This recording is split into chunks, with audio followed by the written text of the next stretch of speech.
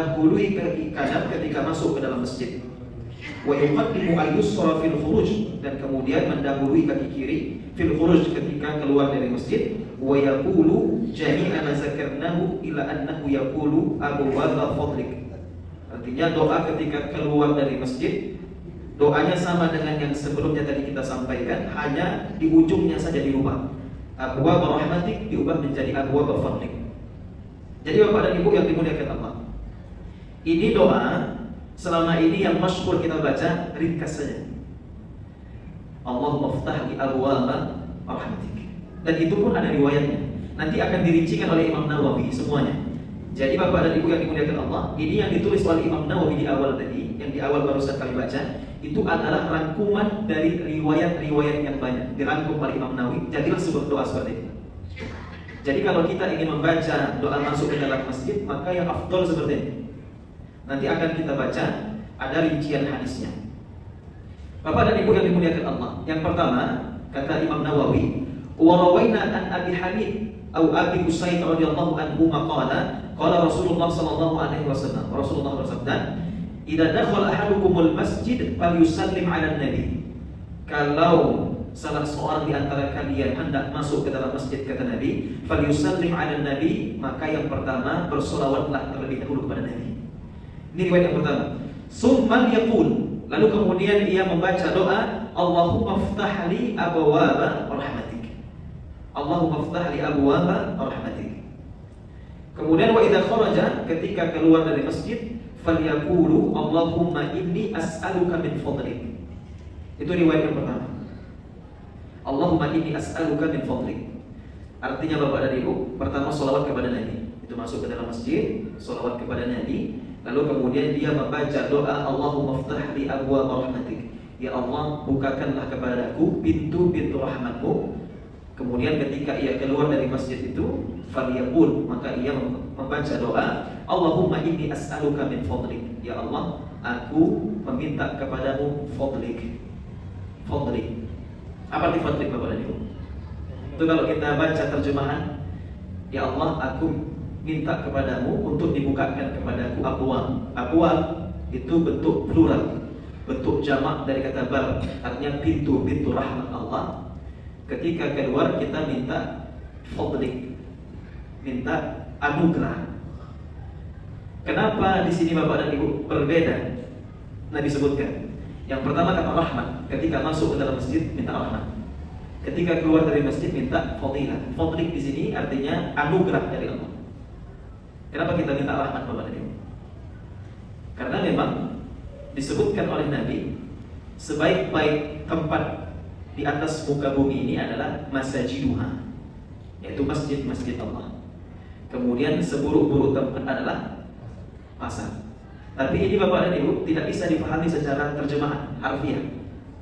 Jadi maksudnya seperti ini, sebaik-baik tempat adalah masjid, karena di masjid itu terkumpul banyak sekali rahmat Allah. Kenapa kita minta agar Allah senantiasa memberikan kita rahmat? Karena belum tentu orang yang masuk ke dalam masjid dia mendapatkan rahmat dari Allah. Sama seperti bulan Ramadan Bapak dan Ibu. Bulan Ramadan itu adalah bulan ampunan. Pada dasarnya bulan Ramadan itu adalah bulan ampunan, bulan rahmat, bulan maghfirah dari Allah. Tapi kata Nabi, Raghima anfu rajul, celaka orang ini, kata Nabi, Ja'a alaihi Ramadan, ia bertemu dengan bulan Ramadan, suman salafa minhu, sampai bulan Ramadan itu selesai. Falam yughfar lahu, dia tidak mendapatkan ampunan dari Allah. Artinya ada orang yang bertemu dengan bulan Ramadan, dia tidak mendapatkan ampunan dari Allah. Padahal di bulan Ramadan itu tempatnya ampunan Allah. Pun demikian juga dengan masjid. Jadi orang yang masuk ke dalam masjid itu Bapak dan Ibu, tidak semuanya mendapatkan rahmat dari Allah. Makanya bacalah doa ini agar kita menjadi bahagian dari orang-orang yang dikucurkan rahmat dari Allah. Nah, lalu kemudian ketika keluar Bapak dan Ibu, kenapa kita minta fadlik? Kita minta anugerah dari Allah. Ini kemudian dipahami oleh para ulama, maksud dari anugerah adalah rizqu al-halal, rezeki yang halal. Apakah ada rezeki yang haram Bapak dan Ibu? Ada nggak rezeki yang haram? Ada. Ada rezeki yang haram, ada rezeki yang halal. Dalam akidah Ahlus Sunnah wal Jamaah, ada rezeki yang haram, ada rezeki yang halal. Makanya Bapak dan Ibu yang dimuliakan Allah, ketika kita berdoa kepada Allah, Ketika kita berdoa kepada Allah, maka jangan sampai lupakan sisi akhirat kita. Karena kalau kita meminta dari sisi dunia, mungkin Allah akan memberikan dunia itu kepada kita, tapi kita tidak mendapatkan pahala di akhirat nanti. Makanya doa yang selalu kita baca, Rabbana atina fid dunya hasanah wa fil akhirati hasanah wa qina adzabannar. Kita ingin mendapatkan kebaikan di dunia, pun demikian kita berharap agar Allah berikan kebaikan itu juga di akhirat. Maka setiap doa kita Bapak dan Ibu itu sertakan akhirat di dalam doa kita. Kalau kita mengejar akhirat, dunia pun akan mengikutinya. Tapi kalau kita hanya berharap dunia, mungkin kita akan mendapatkan dunia tadi, tapi akhiratnya belum tentu kita dapatkan. Kalau Bapak dan Ibu yang dimuliakan Allah, fadlik di sini yang dimaksud adalah rezeki halal. Apa maksud rezeki halal ini? Rezeki halal itu yang disebutkan oleh Allah di dalam surah Al-Jumu'ah, fa idza qudiyatis shalah fantashiru fil ardi, kemudian wabtaghi min fadlillah. Ketika salat itu sudah dikerjakan, fa idza qudiyatis shalah. Jadi ayat ini itu mentaksis, artinya menjelaskan maksud dari hadis Rasulullah tentang fadlik tadi. Fa idza qudiyatis shalah, ketika salat itu sudah selesai dilaksanakan, fa idza qudiyatis shalah fantashiru fil ardi, maka bertebarlah kalian di atas muka bumi ini, kata Allah. Wabtaghu min fadlillah, dan carilah karunia-karunia Allah. Semakna dengan kata fadlillah tadi dengan kata fadlik. Karunia Allah ini yang dimaksud adalah rezeki halal. Jadi Bapak dan Ibu yang dimuliakan Allah, maka setelah selesai kita sholat, maka bertebarlah kita. Disitulah kemudian, maka tidak boleh ada transaksi jual beli di dalam masjid. Ketika ini kan surah Al-Jumu'ah ini. Ketika wa idza nudiya lis-shalati min yaumil jum'ah fas'au ila dzikrillah. Sebelumnya Allah sebutkan ketika sudah dipanggil kumandang azan untuk melaksanakan sholat Jumat, fas'au, bersegeralah. Fas'au ila dzikrillah, bersegeralah untuk mengingat Allah, maksudnya melaksanakan sholat Jumat. Wadarul bay', kemudian tinggalkanlah jual beli. Lalu kemudian lanjutan ayatnya, fa idza qudiyatis shalah, ketika sholat itu telah selesai dilaksanakan, fantashir, maka silahkan kembali keluar untuk mencari karunia-karunia Allah Subhanahu wa ta'ala.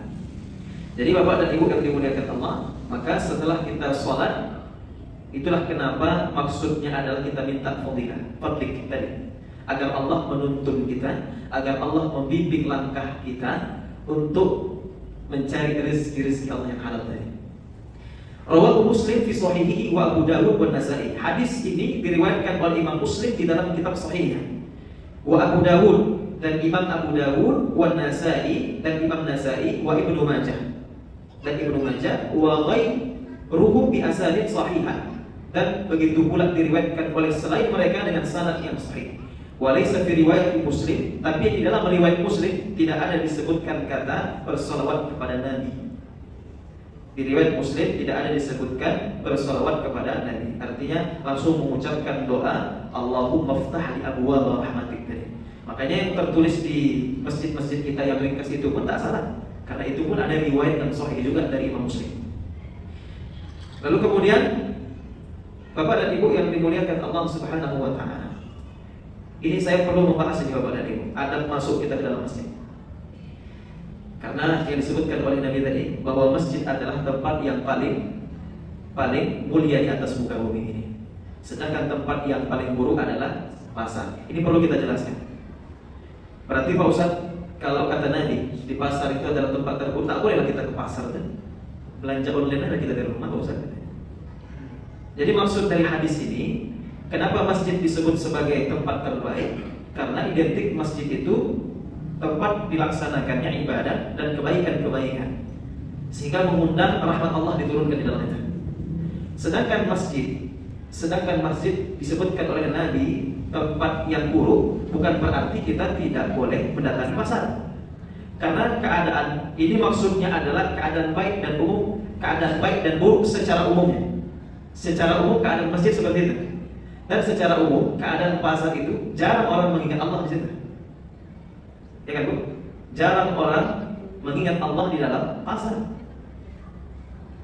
Tapi berbeda dengan zaman Rasulullah dulu Bapak dan Ibu. Zaman Rasulullah dulu, baik masjid ataupun pasar, kalau masjid tak perlu kita tanyakan lagi, memang itulah tempat terbaik. Kalau pasar, amal-amal yang ada di dalam masjid itu mereka amalkan juga di pasar. Tapi kalau ingin dibandingkan, tetap lebih baik amalan sahabat itu di masjid dibandingkan di pasar. Ini keadaan secara umumnya.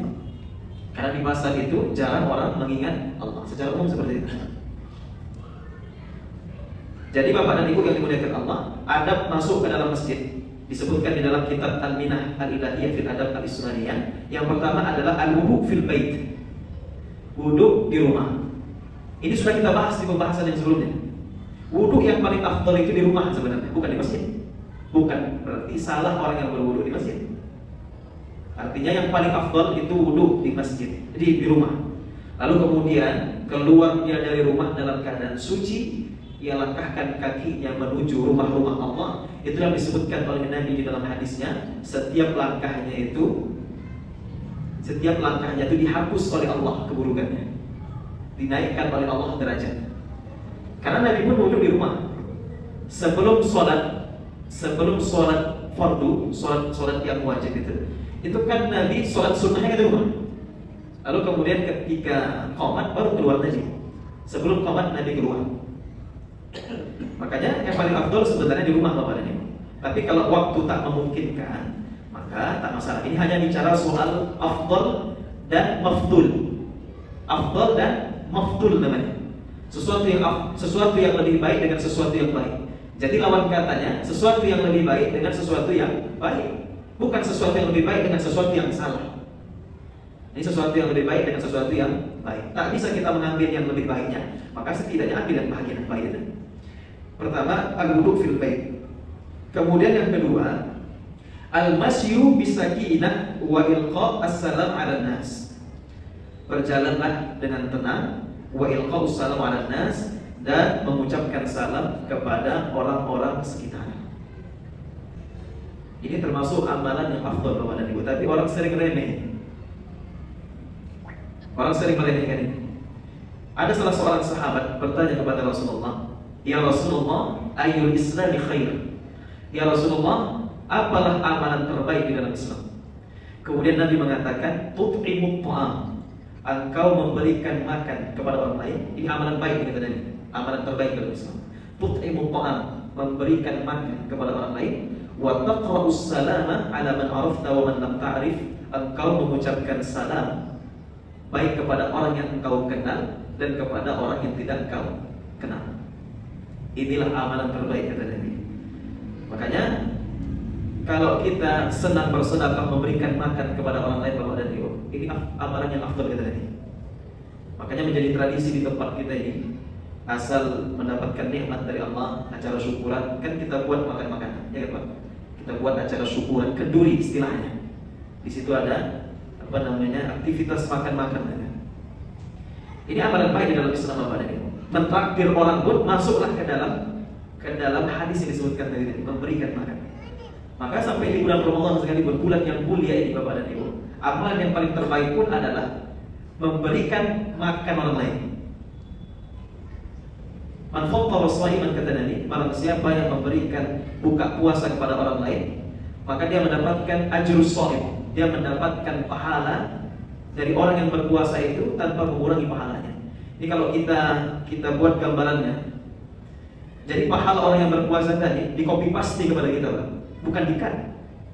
Kalau di-cut itu berarti pahala sama dia hilang. Kemudian pahala itu ada sama kita. Itu kalau di-cut istilahnya kalau dalam komputer itu kan, Pak. Tapi kalau copy paste, pahalanya di copy paste sama kita, pun demikian file itu tidak hilang dari dia. Begitulah keutamaan orang-orang yang memberikan makan di dalam Islam ini. Besar pahalanya, Pak. Sampai-sampai disebutkan oleh Nabi sebagai amal terbaik di dalam Islam. Dan mengucapkan salam tadi, baik kepada orang yang kita kenal ataupun kepada orang yang tidak kita kenal. Lalu kemudian membaca doa. Sekarang yang menjadi pertanyaan Bapak dan Ibu, kita membaca doa ke masjid, itu pas di luar masjid atau di dalam masjid? Di luar atau di dalam?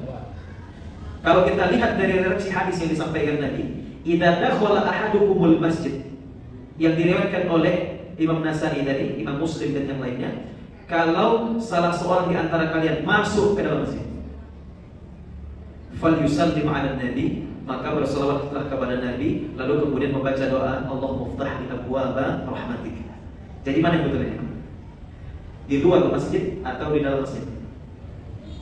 Kalau melihat dari terjemahan hadis tadi, di dalam. Ini kemudian dijelaskan oleh ulama kita, boleh di luar, boleh di dalam. Tak usah ribut kita gara-gara ini. Boleh di luar, boleh di dalam. Yang jelas di luar, keluar kita dari rumah, itulah doa yang kita baca, doa Allah maj'al fi qalbi nuran dan seterusnya. Begitu kita masuk ke dalam masjid, sekarang yang disebut masjid mana ini Bapak dan Ibu? Inilah kita masjid kita. Yang disebut masjid itu mana? Apakah hanya bahagian ini aja? Atau termasuk teras itu? Teras itu termasuk masjid kayak itu Pak? Nanti ini akan berpengaruh kepada hukum. Jadi yang dimaksud dengan masjid, ya kan Pak? Yang dimaksud dengan masjid adalah tempat yang biasa dilaksanakannya sholat di situ. Kalau teras itu biasa, ini kan ada orang sholat ya. Berarti itu pun bahagian dari masjid. Berarti itu pun masuk ke bahagian masjid. Makanya ketika kita masuk itu, maka bolehlah kita membaca doa yang tadi. Kalau bisa panjang, panjang. Kalau tidak bisa, baca yang pendek. Andai pun terlupa begitu masuk ke dalam ruangan ini baru teringat, pun tak menjadi masalah kita bacakan doa itu tadi. Artinya dua-dua boleh kita amalkan. Di luar pun boleh, di dalam pun boleh. Jadi ketika di luar Bapak dan Ibu masuk ke dalam masjid, dahulukan kaki kanan terlebih dahulu. Dahulukan kaki kanan, lalu kemudian membaca doa. Kemudian sholatul raka'ataini tahiyatul masjid. Salat 2 rakaat tahiyatul masjid. Jadi salat tahiyatul masjid ini tidak ada waktu-waktu yang khusus melarangnya. Jadi tahiyatul masjid ini terserah kapan pun boleh. Kan ada sholat-sholat sunnah yang kita dilarang untuk mengerjakannya Bapak dan Ibu.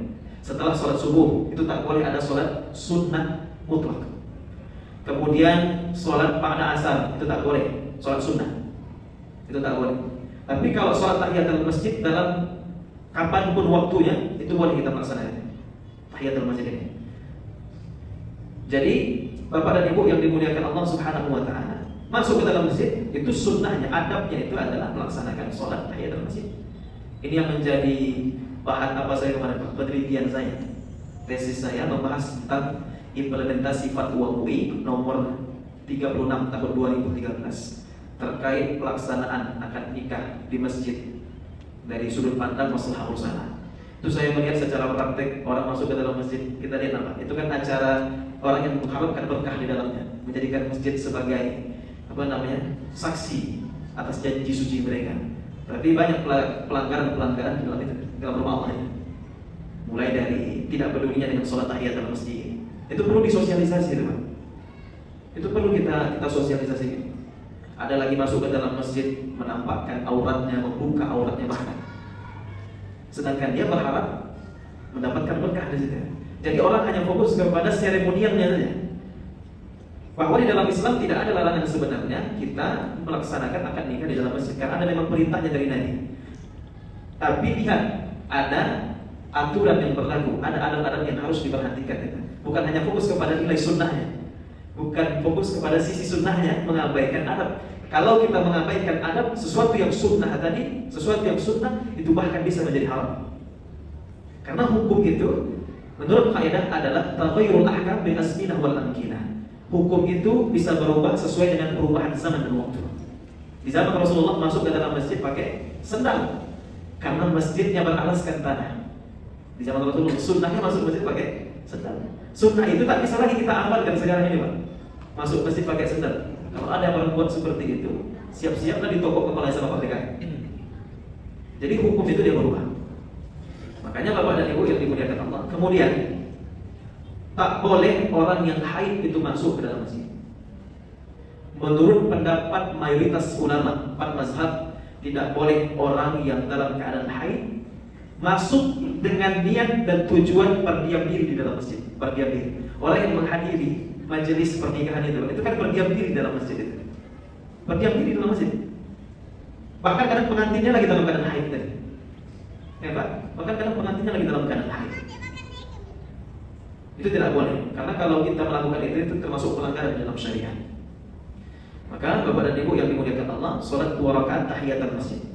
Kemudian ijlis muntaziran lis-sholati fa innal malaikata tastaghfiru laka wa julusuka ibadah. Jadi duduklah muntaziran lis-shalah. Mungkin antara maghrib dan isya itu kan waktunya tidak panjang. Dan kita pun tak ada kesibukan di rumah misalnya. Duduklah di masjid menunggu sholat berikutnya. Karena antara sholat dengan sholat berikutnya kita duduk menunggu sholat berikutnya itu, maka selama kita duduk menunggu waktu sholat yang berikutnya itu terhitung sebagai ibadah, dan di saat itu malaikat meminta ampun kepada Allah atas dosa-dosa kita. Jadi Bapak dan Ibu yang dimuliakan Allah, itulah di antara adab kita masuk ke dalam masjid. Jadi ini perlu kita sampaikan karena mungkin banyak di antara kita yang tidak mengetahui itu Bapak dan Ibu. Seperti yang perempuan dalam keadaan haid tadi, asal masuknya dalam masjid. Oh ini kan acara apa nih? Acara sekali-sekali dia bilang. Dia akal-akali. Ini acara sekali-sekali ya tadi. Padahal menurut mayoritas para ulama itu tidak boleh. Kalau mau mendengarkan pengajian Pak Ustaz, silakan di luar. Kalau di teras boleh. Kalau kita kembalikan, maka saya bilang tadi, kembalikan kepada definisi masjid itu tadi. Di mana masjid itu? Tempat yang biasa dilaksanakannya sholat dan ibadah. Kalau ini pun teras ini pun dilaksanakannya sholat juga di sini, maka perempuan pun tak boleh sedang duduk di sini. Di mana duduknya? Di parkiran ini. Sediakanlah tempat di sini. Ini pun tak boleh. Maka mohon maaf Pak, ini saya perlu sampaikan ini. Kalau bapak-bapak merokok di teras masjid ini, itu sama seperti bapak merokok di dalam. Jadi kalau bapak merokok di teras masjid, itu sama dengan merokok di dalam. Karena itu bagian dari masjid juga. Itu bagian dari masjid. Makanya kalau ada, ini sering saya perhatikan ini Pak. Sebelum sholat ini, sebat dulu deh, sebatang dulu deh di teras itu. Nabi mengatakan Pak, la taqrabanna musallana hadzal khuluful fam. Jangan sekali-kali mendekati di masjid kami ini orang yang berbau mulutnya. Di zaman dulu rokok tak ada. Maka sesuatu yang dulu itu sering digambarkan bahwa makanan-makanan yang memang dia menimbulkan bau menyengat.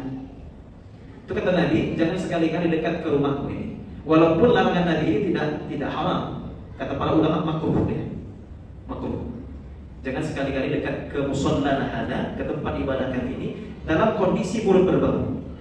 Kalau memang sudah tak tertahan kali, tidak tertahankan lagi rasanya rokok itu tadi, rokoklah dulu setengah jam sebelum sholat. Baru sebelum sholat gosok lagi, bersiwak. Jadi kata Nabi, 2 rakaat yang dikerjakan dengan bersiwak afdal min 70 rakaat bila siwak. 2 rakaat yang dikerjakan dengan siwak itu lebih afdal dibandingkan 70 rakaat tanpa siwak.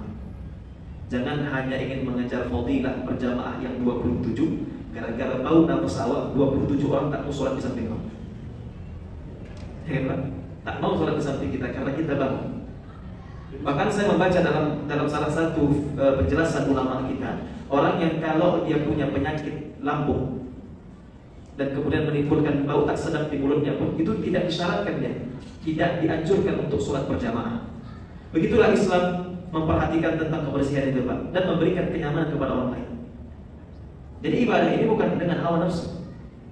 Ibadah ini harus dengan ilmu.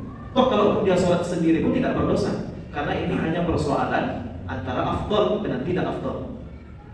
Maka kalau ingin mendapatkan sempurna pahala jamaah 27 tadi, maka jangan egois Pak. Maka kalau memang tak tertahankan lagi, sebatanglah dulu di luar teras masjid ya kan Pak. Baru setelah itu bersiwak, bersih-bersih umur-umur. Makanya dijelaskan juga satu daging yang memang kita kalau makan itu kan tidak membatalkan wudu Pak. Tapi ada satu hadis yang menjelaskan daging unta, orang yang kalau makan daging unta itu diharuskan untuk wudu lagi. Padahal makan tak membatalkan wudu. Kenapa Bapak dan Ibu? Karena daging unta ini menimbulkan bau yang sangat menyengat, dikhawatirkan nanti orang-orang sholat di sekitar tak nyaman. Maka harus wudu lagi, bersih-bersih lagi.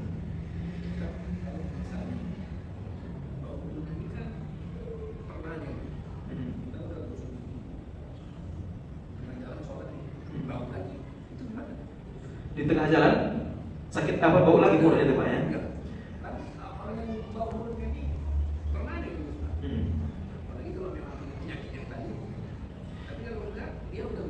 laki-laki. Tapi bentar lagi mau lagi. Selang 5 menit udah timbul lagi munafik ya, Pak. Kalau bisa rokok ya tidak akan bisa. Tapi kalau yang bohong itu Ustaz.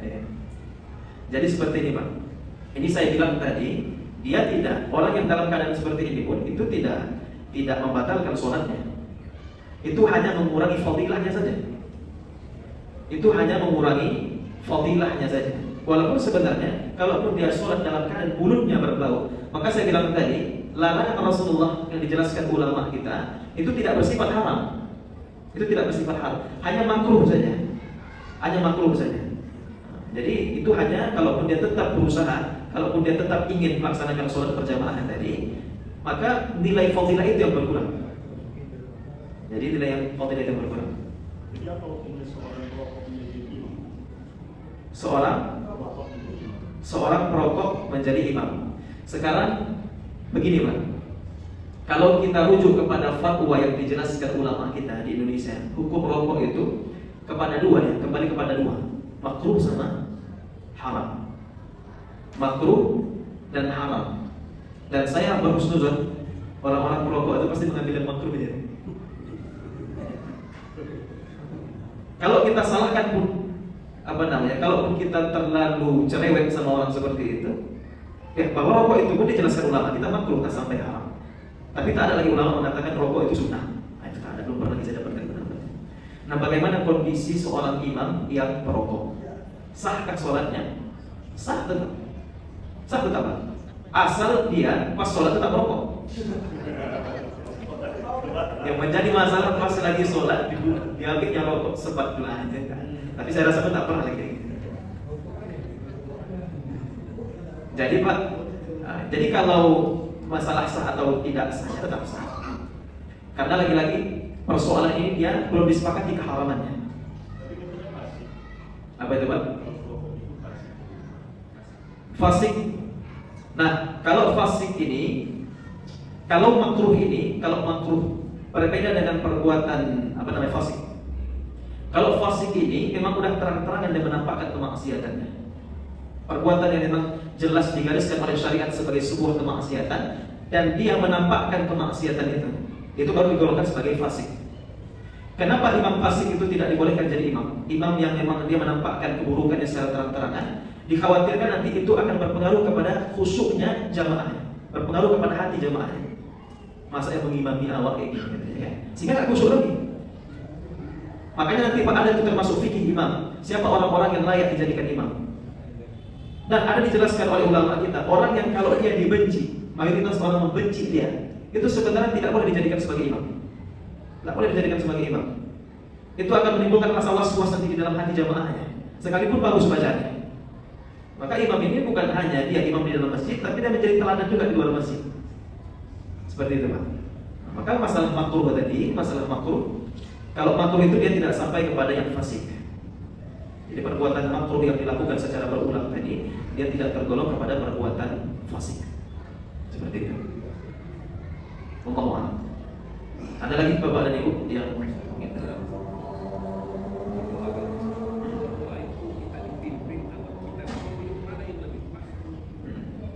doa kita memimpin atau kita berdoa sendiri, kita dipimpin oleh imam. Baik. Doa Bapak dan Ibu, ini tentang doa berjamaah ya. Mana yang lebih baik, doa dalam keadaan sendiri atau dalam keadaan berjamaah? Kedua-duanya baik Bapak dan Ibu. Kedua-duanya baik. Yang menjadi catatan adalah yang penting seorang imam itu dia tidak membawa doa untuk kepentingan pribadinya. Nah, itu tak boleh. Makanya seorang imam itu dia dituntut untuk membaca doa yang doa itu untuk menjadi kepentingan bersama. Ketika itu didoakan, maka semakin banyak yang mengaminkan, maka semakin baik. Maka semakin baik. Kita kan tidak tahu nanti dari lisan siapa nanti Allah kabulkan doa itu. Dan ternyata apa yang didoakan imam itu, keadaan itu yang sedang kita harapkan gitu. Ternyata mungkin tidak Allah kabulkan dari sisi kita, mungkin Allah kabulkan dari sisi yang lain ketika yang lain mengucapkan amin tadi.